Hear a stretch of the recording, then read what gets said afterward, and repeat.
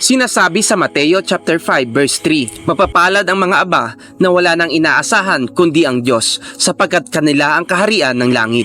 Ipinapakita ng talata ang isang katotohanan patungkol sa pagtitiwala sa Diyos, na katulad ng isang taong aba na wala nang inaasahan kundi ang Diyos lamang.